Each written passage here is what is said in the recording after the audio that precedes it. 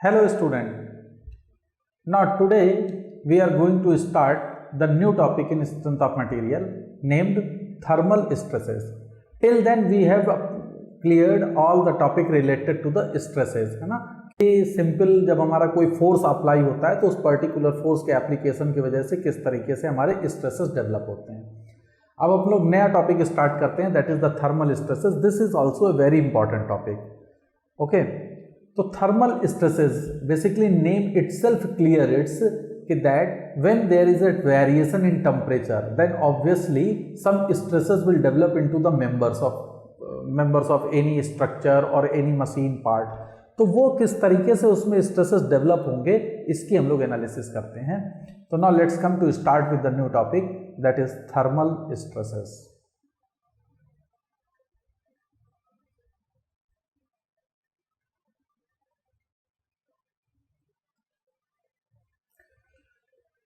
तो देखिए क्या होता है, सपोज करिए कि हमारे पास एक कोई मेंबर है and the length of that member is L। Okay, and now let us assume that it's area of cross section is A, E is its modulus of elasticity, and now suppose that its linear coefficient of expansion is alpha. Okay, alpha is linear coefficient of expansion and it's what is its unit per degree centigrade. And now let us assume that this member temperature has been raised by delta T, है ना। हम इसके temperature को बढ़ा रहे हैं, suppose कर लीजिए। तो क्या होगा, जब हम इसके टेम्परेचर को बढ़ाएंगे तो ऑब्वियस सी बात है इसमें लीनियर एक्सपेंशन होगा and the final length will come at this thing, this is L final. तो हमने इसके टेम्परेचर को बढ़ाया तो हमको कुछ फाइनल लेंथ मिलेगी, और we know it very well that final length is nothing but that is initial length of 1 plus alpha into change in temperature, that is delta T. If delta T is positive then obviously the final length will be greater than to the initial length. This is your initial length. And if delta T is negative means when we are lowering the temperature, है ना।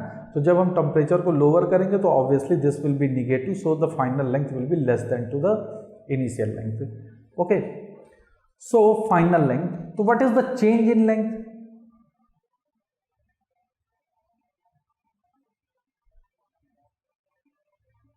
What is change in length? Change in length is nothing but it is L final minus L initial, और final length मेरी क्या है? What is my final length? Final length is L of 1 plus alpha delta T minus L, so this comes out to be L alpha delta T.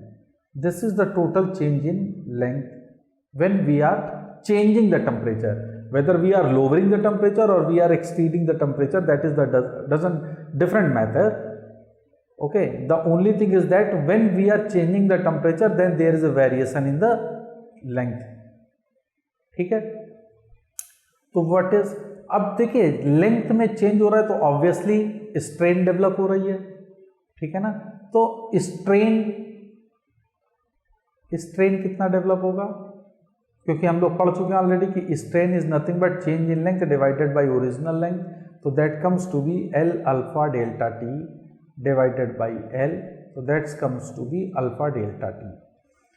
और चूंकि ये strain हमारे temperature की variation की वजह से चेंज हो रहा है, आ रहा है, तो इसलिए हम लोग इसको थर्मल स्ट्रेन वर्ड यूज कर लेते हैं, thermal strain. And now we are writing it thermal epsilon thermal and this value is nothing but alpha delta T। तो ये थर्मल स्ट्रेन हमारा डेवलप हो गया। ओके, अब देखिए क्या होगा, तो क्या टेम्परेचर के वेरिएशन की वजह से हमारे में स्ट्रेस डेवलप होगा? तो स्ट्रेस एक्चुअल में होता क्या है, what is basically stress?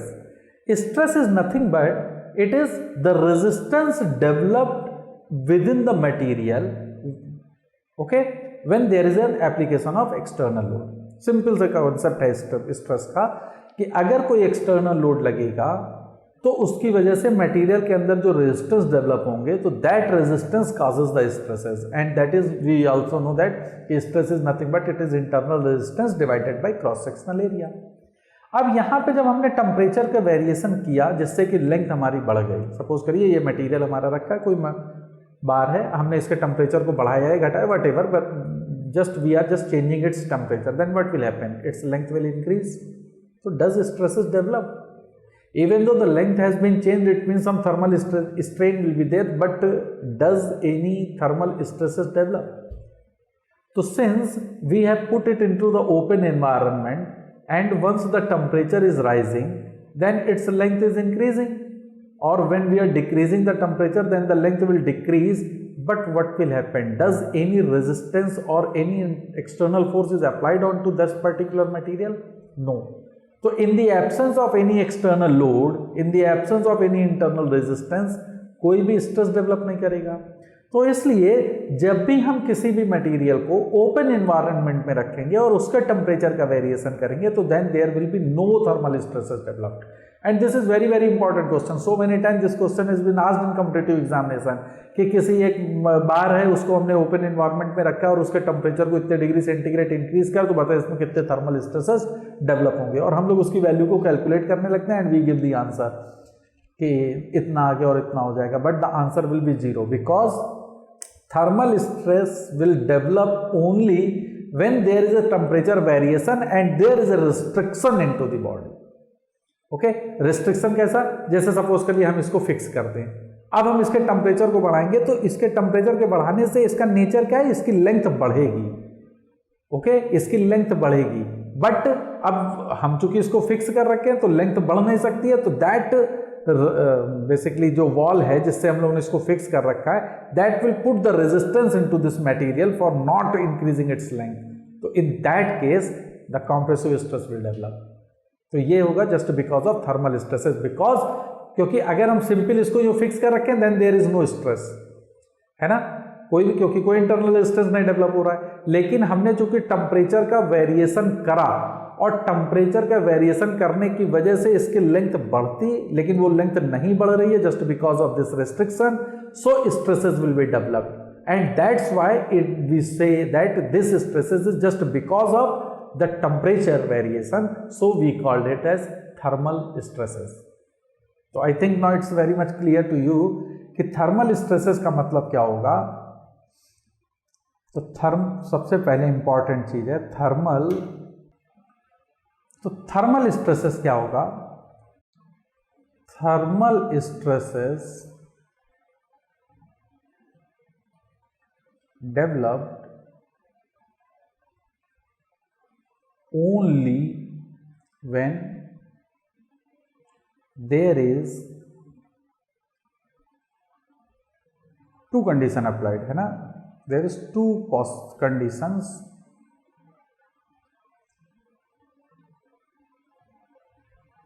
there is two conditions applicable। कौन कौन सी दो कंडीशन हमारी एप्लीकेबल होंगी, पहली कंडीशन हमारी होगी if there is a variation in temperature,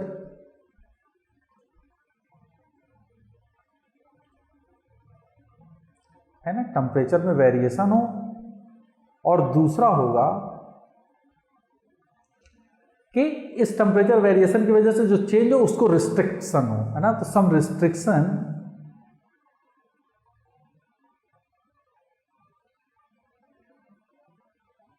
is present which opposes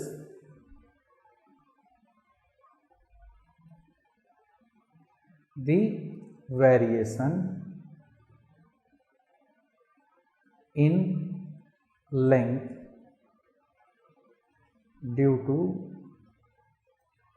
temperature variation।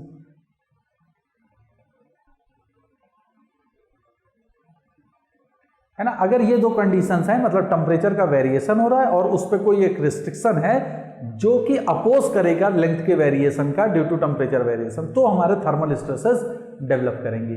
For example अब देखिए, अगर सपोज करिए हमने इसको ओपन इन्वायरमेंट में रखा है और इसका टेम्परेचर डेल्टा टी से हम रेस कर रहे हैं,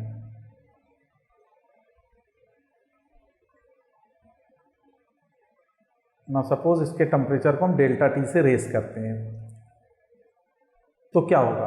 क्या इसमें थर्मल स्ट्रेसेस डेवलप होगी? नो, नो थर्मल स्ट्रेस, है ना। इसमें कोई थर्मल स्ट्रेस डेवलप नहीं होगा। क्यों नहीं होगा? क्योंकि इसमें कोई रिस्ट्रिक्शन नहीं है। और on the other side suppose करिए कि हम एक मटेरियल है और इस मटेरियल को हमने फिक्स कर दिया है और अब हमने इसके टेम्परेचर को डेल्टा टी इंक्रीज किया, तो अब क्या होगा? इस मटेरियल को इंक्रीज करने की वजह से, अब देखिए, अब इसको हम लोग समझते हैं, इसमें लेंथ में वेरिएशन होगा obviously due to temperature variation. ये जो टेम्परेचर वेरिएशन की वजह से लेंथ में इंक्रीमेंट होगा वो L अल्फा डेल्टा टी होगा। ऐसा होता है ना, बट क्या ऐसा होगा? नो। क्यों? क्योंकि ये फिक्स है। तो ये क्या करेगा? ये वेरिएशन ना होने देने की वजह से बेसिकली ये क्या करेगा? इसके ऊपर एक फोर्स अप्लाई करेगा, एक P का फोर्स अप्लाई कर देगा। यहां पे P ये क्या है? मेरा रिएक्शन फोर्स है।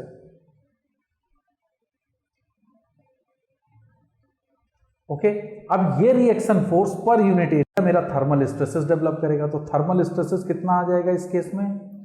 तो thermal stress is equal to this P, जो इंटरनल रेजिस्टेंस डेवलप हुआ जो इस इंक्रीमेंट को अपोज करेगा, that is this divided by, suppose कर लेते हैं अगर इसका क्रॉस सेक्शनल एरिया A है, A is the cross sectional area, then this is P by A। अब देखिए ये P बेसिकली किसका अपोज कर रहा है? इस लेंथ का।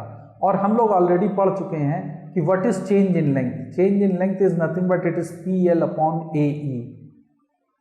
ये हम लोग आराम से पढ़ चुके हैं स्ट्रेस के कंडीशन में। तो यहाँ पे चेंज इन लेंथ कितना है? L alpha delta T is equal to P into L upon A into E।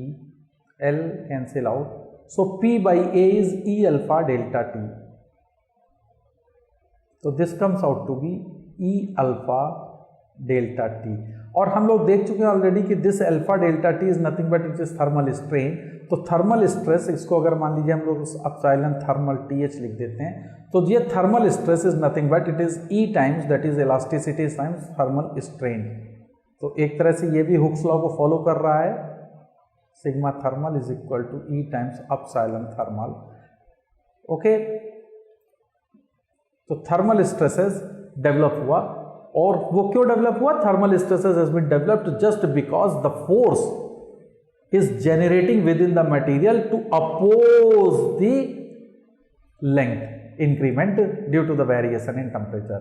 तो हमेशा ये याद रखना है कि थर्मल स्ट्रेसेस तभी डेवलप होंगी जब आपका टेम्परेचर वेरिएशन को वजह से जो लेंथ में चेंजेस होगा उसका अपोज हो। अगर वो चीज नहीं होगा तो थर्मल स्ट्रेसेस डेवलप नहीं करेगा हमेशा। तो this is very very important thing. और हमेशा याद रखिए थर्मल स्ट्रेसेस कैलकुलेट करने के लिए हम लोग वो फोर्स कैलकुलेट करेंगे जो रिक्वायर्ड है उसको अपोज करने के लिए, and that force divided by area will give you the value of the thermal stresses, है ना। हम लोग कभी भी E times alpha epsilon delta T की वैल्यू कभी नहीं यूज करेंगे। हम लोग हमेशा करेंगे to find the value of the force divided by cross sectional area, and that force is required which is required for opposing the change in length because of the variation in temperature. ठीक है, तो now I think it's very much clear to you कि what actually thermal stresses is. अब देखिए इस पे एक based question को हम लोग करते हैं। क्वेश्चन है, सपोज करिए कि एक हमारे पास बार है और उसको हमने फिक्स कर दिया है और इस बार से कनेक्टेड एक स्प्रिंग है और इस स्प्रिंग का कांस्टेंट हम लोग मान लेते हैं K है। इसकी लेंथ इनिशियल लेंथ L है, एरिया क्रॉस सेक्शनल A है, E is the modulus of elasticity, alpha is it's variation per unit time, temperature is delta T जो हम लोग इंक्रीज कर रहे हैं। अब वो कहता है कि सपोज करिए इसके टेम्परेचर को हम लोगों ने डेल्टा टी इंक्रीज किया, तो बताइए कितना इसमें स्ट्रेसेस डेवलप होंगे। तो कैलकुलेट क्या करना है कि find the stress, find the thermal stress, thermal stress due to temperature variation. अब देखिए ये क्वेश्चन गेट में भी पूछा जा चुका है, ठीक है ना, बड़ा अच्छा क्वेश्चन है, कॉन्सेप्चुअली क्वेश्चन है, लेकिन अब आप इस चीज को देख के समझिए। जब हम इसके टेम्परेचर को बढ़ाएंगे, तो जैसे ही हम इसके टेम्परेचर को बढ़ाएंगे तो क्या होगा, इसकी लेंथ इंक्रीज करेगी। ओके, तो जब टेम्परेचर बढ़ाया तो इस बार की जो लेंथ इंक्रीज करेगी, तो increase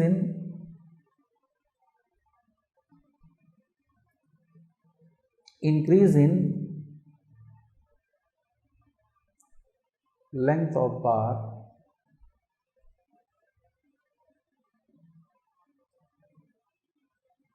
by delta L is equal to L alpha delta T।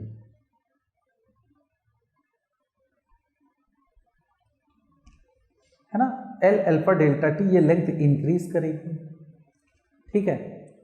अब देखिए क्या होगा, इसके इंक्रीज करने की वजह से ये स्प्रिंग हमारी कॉम्प्रेस करेगी। जब स्प्रिंग कॉम्प्रेस करेगी तो obviously this spring will exert a force. अब हम मान लेते हैं कि let spring exert a force P to bar against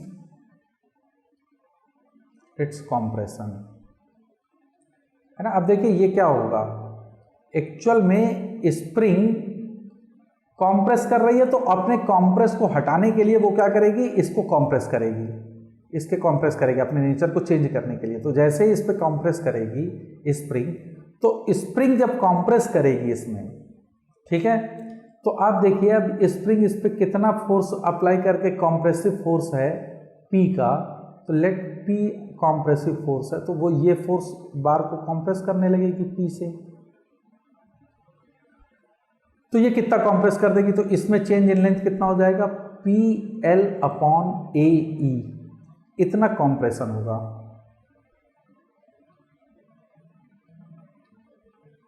yes और नो, बिल्कुल कॉमन सी बात है, बार इतना कॉम्प्रेस कर जाएगा due to the action of this force which is applied by the spring, ठीक है।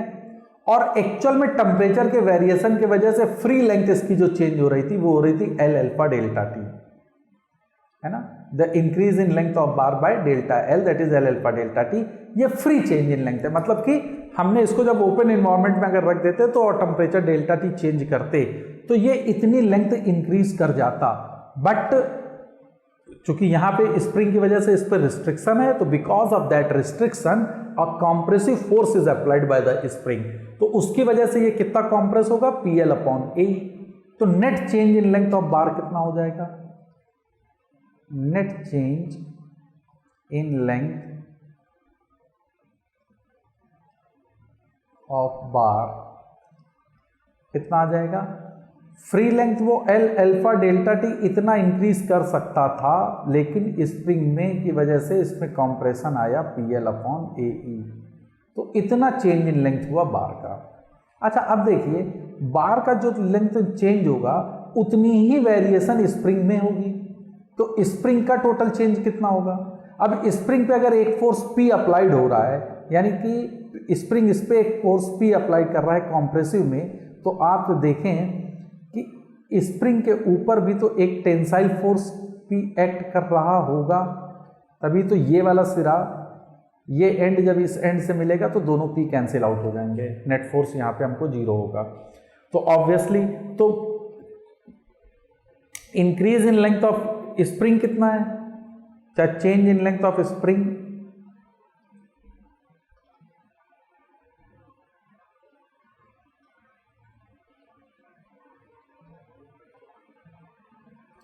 स्प्रिंग में चेंज इन लेंथ कितना है, P उसका अप्लाइड फोर्स था, K उसकी फोर्स कांस्टेंट है, तो P बाई K, तो this is the total change in length of the spring.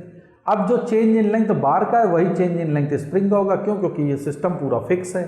तो since the system is fix, तो चेंज इन लेंथ ऑफ बार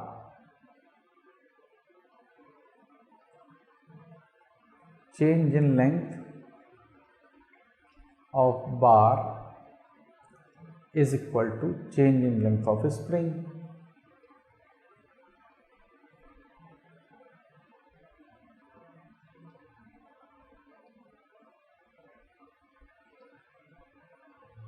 ठीक है ना? तो अब क्या होगा? L alpha delta T minus P L upon A E, this is nothing but equal to P by K। From here L alpha delta T comes out to be P1 upon K plus L upon AE, or we can say that it is P upon A LCM ले रहे थे अपन, तो ये क्या हो जाएगा? A by K plus L upon E, L alpha delta T and this P upon A। अब ये देखिए, ये P हमारा क्या है? This is the force which is responsible to restrict the change in length, है ना? तो this force upon area is basically your stress, और ये स्ट्रेस किसकी वजह से आया है? Just because of temperature variation. So this is known as thermal stress. This is thermal stress. तो थर्मल स्ट्रेस की वैल्यू कितनी हो जाएगी? L alpha delta T divided by this thing, divided by A by K plus L by E।